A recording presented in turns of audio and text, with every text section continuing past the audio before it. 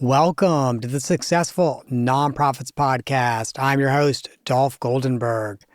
Friends, I'm wondering where empathy fits into your nonprofit strategy. I'll be frank and say I've never put a lot of thought into how empathy fits in my strategy, so you might not have either. And if you have never asked yourself this question, our episode today with Tim Leon is essential listening. Imagine having a superpower that helps people connect with you and your organization. And that superpower also helps you feel happier and more connected with the world around you. Well, friend, that superpower, it's empathy. And empathy's a muscle, right? So that means if we don't use it, we start to lose it some. But the more we use it and the more we work on it, the more that muscle can be built. So I'm very happy that Tim Leon and I are going to be able to have this conversation today. Tim runs a strategic marketing agency that is literally powered by empathy. He and his agency serve nonprofits, colleges, schools, and businesses. Now, most of their clients are on the large size. So we today are going to get a high level of expertise regardless of our budget's ability to afford it. Hey, Tim, welcome to the podcast. Thanks, Dolph. It's great to be here. Tim, when we had a pre-recording conversation last week, you had mentioned to me the importance of the personal brand promise. Yes. And that all started from that whole idea of starting with why. I don't know if you're familiar with the book from Simon Sinek called Start With Why, but the whole premise of that book is people don't buy what you do, they buy why you do it.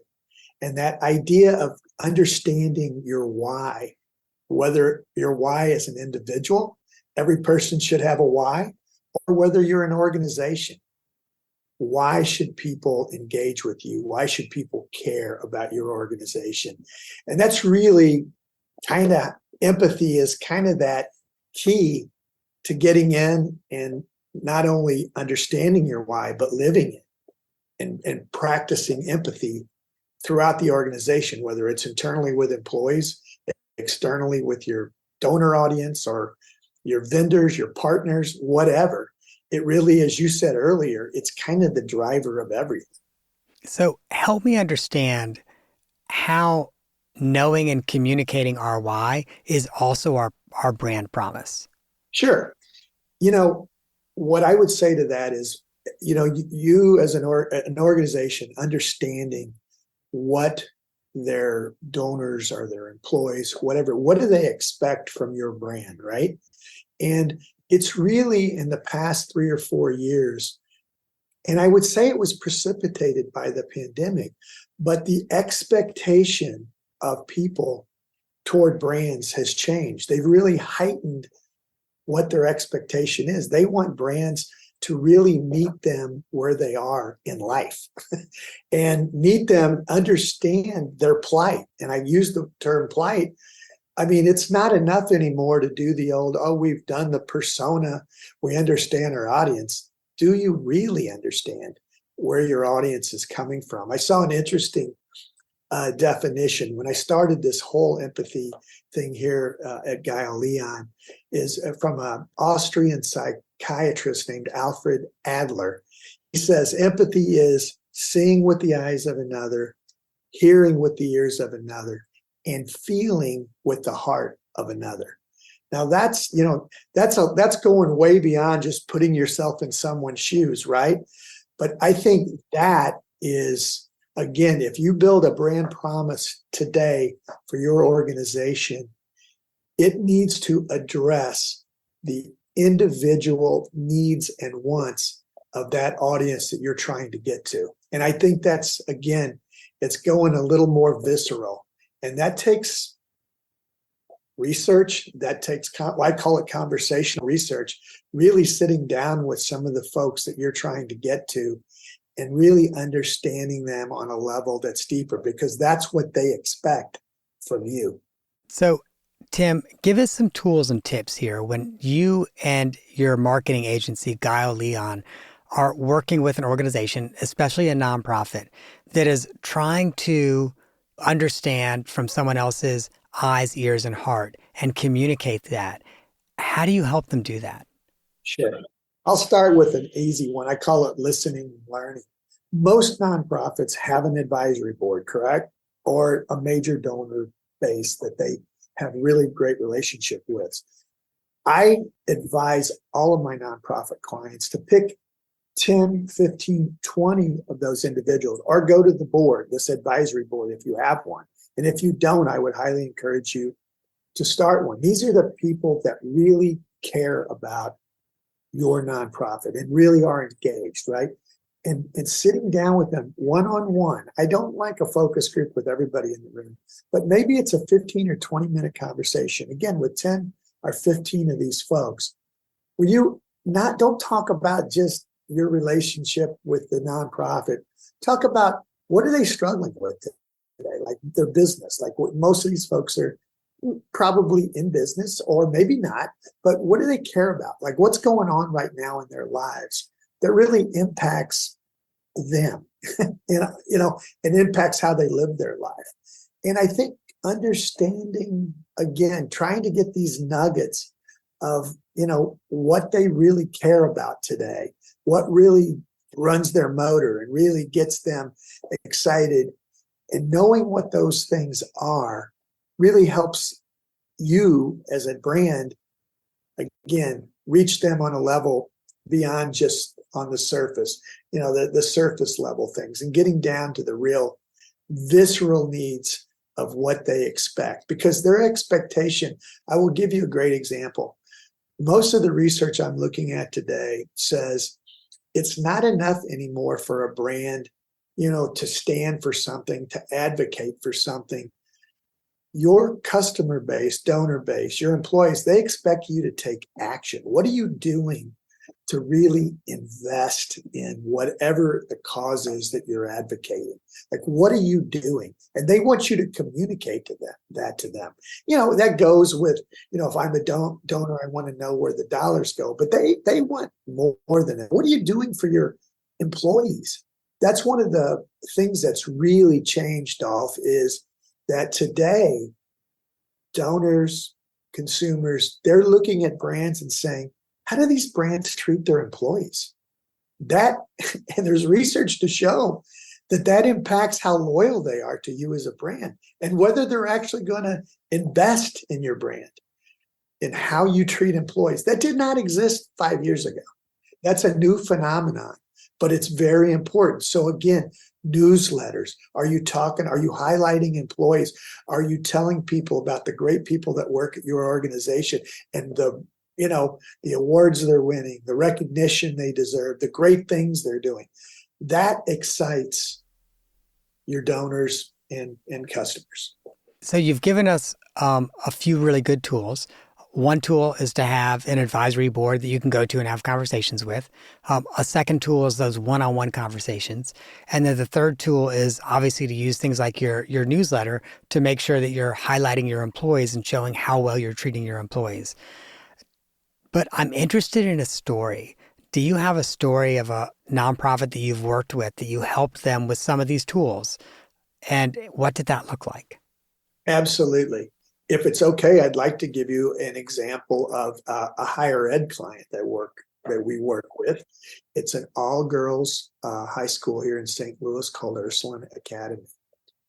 We just finished a branding campaign for Ursuline. And what I would say about the St. Louis market, oddly enough, we have more private high schools per capita than most cities in the U.S. So there's a lot of competition, correct?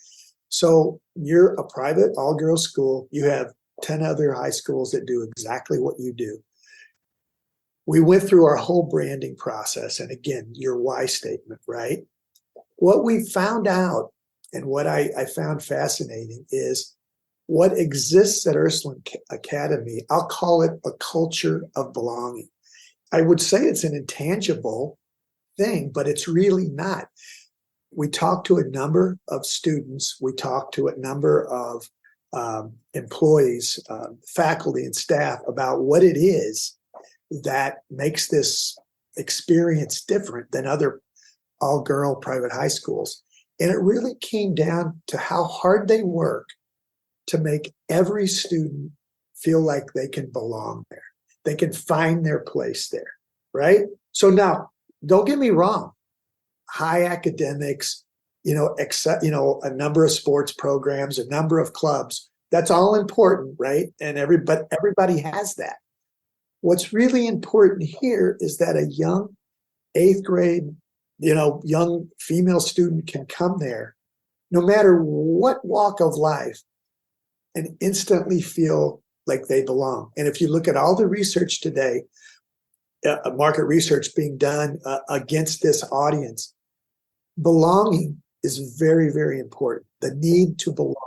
And you know that. I mean, that's not just young women, that's all of us, right? We want to feel like we belong to something. But I would tell you that culture that exists there, that's been built there, that's instilled there, all the faculty, they all know that that's part of what they have, not just teach these young women, but to get them to really feel like they belong to something bigger. Because when you get them to believe that, what does that lead to? A stronger alumni, right? A really strong alumni, engaged alumni. Like when you graduate from Ursuline, you still feel, I just attended their 175th anniversary last weekend. The number of people that still come back, number of women that have been out of there for 40 years, there's something there. And that became the brand. That's not where we started. We didn't know where this was going, right? And we found that to be their strongest differentiator.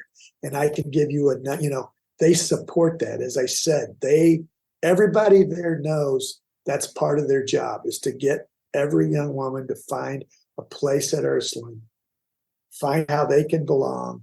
And once that happens, it's transformational for the students for the 4 years that they are there. And that to me is a great example of, that's real empathy, because you're getting down to the need for belonging and you're helping address that for these young women and their parents, who also are looking for that for these young women. So you've gone from belonging to really community, because you talked about how people stay a part of the community for decades and decades. So I know you also talk about creating community around your brand. Yes. There's nobody better. There's nobody better to promote your brand than what I would call those raging fans, I guess is what Southwest Airlines call them. But the folks, the advocates, the people that really, really buy in to your mission and your why. And those, you have to nurture those folks, Dolph. You can't take them for granted. They are really, call it your loyalty club, call it your advisory board. These are the people that have to go out in the community and get asked, why are you so supportive of the Archdiocese of St. Louis? Well, here's why. These are the folks that are telling that personal experience of what makes them such a fan of your organization and its mission. So I think, organizations, nonprofits need to work hard to communicate to those types of they don't necessarily have to be your largest donors. They could be, but it's those folks that have given to your organization for years, or they volunteer all the time. What are you doing to acknowledge them?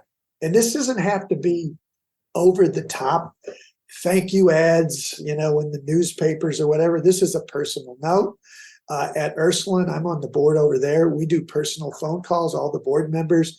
We call these, what I call fans of the Academy, every year to thank them for their support, whether that's in time, whether that's in what they're giving. But I think that acknowledgement, and again, those are the people who are going to tell you what they like and what can change, what they like about your brand and what maybe you could do to improve. So I think that's a very, very important thing, that, again, no matter who you are, acknowledging, pick 25 people that really make, you believe are making an impact for your nonprofit, whether that's an employee, a donor, a volunteer, and send them a thank you card, send them a gift card. So Tim, I want to split this in two for a second, because I think you started off talking about those raging fans, what some might call super fans. And then I think we kind of pivoted to the donor and every donor. And all of our donors are not super fans. I know we wish they were not, right? And so let's stay with the super fans for a minute. And as I think about super fans, I think in this day and age, there's some really great ways to identify who our super fans are. So our super fans are those people who are always sharing our content on Facebook or LinkedIn or wherever we are. Like if someone is always liking or always sharing, guess what? They're one of your super fans. If you have a boring annual meeting and someone shows up every single year for your annual meeting, they're a super fan. Absolutely. So let me ask you, once we identify those super fans, how do we use empathy to help them build even more community for our organization? Yes. And this is, most of us have maybe just a handful, which to me is an opportunity, because now we're talking one-on-one interactions. Can they have coffee with the executive director? Can the executive director reach out, or a board member, the president of the board, and say, we'd like to pick your brain, not we want to ask you for more money. We want to pick your brain about the operations of our nonprofit. We got some things on how we're delivering to our donor base. I want to talk to you about our strategy. Now they feel some ownership. They feel like they're getting a little bit of the inside track. And that input you will get from that coffee or that phone conversation. Some folks are not coffee happy hour type people, but just a phone conversation, not a focus group. They don't want to be on with everybody else. A one-on-one interaction with those 5, 10, 15 people where there's not an agenda. The agenda is, can you provide me, the organization, input to make us better as we go forward to our donor base? Because you've been so loyal and you've been, such a great advocate. I think the other thing you touched on, I just would like to touch on is, again, when we're building out a social media strategy for a nonprofit, you mentioned it. What are we doing to encourage folks to share our content? Sometimes we have to reach out, we can put it out there and encourage them to share, but what's wrong again when you're talking to a potential donor to say, hey, are you on our social media channels? Yeah. Hey, do you mind sharing when you see something you like? People don't think about that, dog. They don't understand the power of it, but they're happy to do it. But how can I would recommend on any newsletter, anything we're doing to that donor base or that employee base, always doing, hey, don't forget to share our content on Facebook, Instagram, blah, blah, because it's so powerful. Yeah. So, and if I can supersize what you were suggesting, so I do think, okay, if you're the chief executive and you invite your super fans, again, probably not many of them, 5 to 10, who are sharing your content on social media over and over again and liking it, et cetera. If at the end of that meeting, you were just say, hey, can we take a selfie? And then you post it on social media.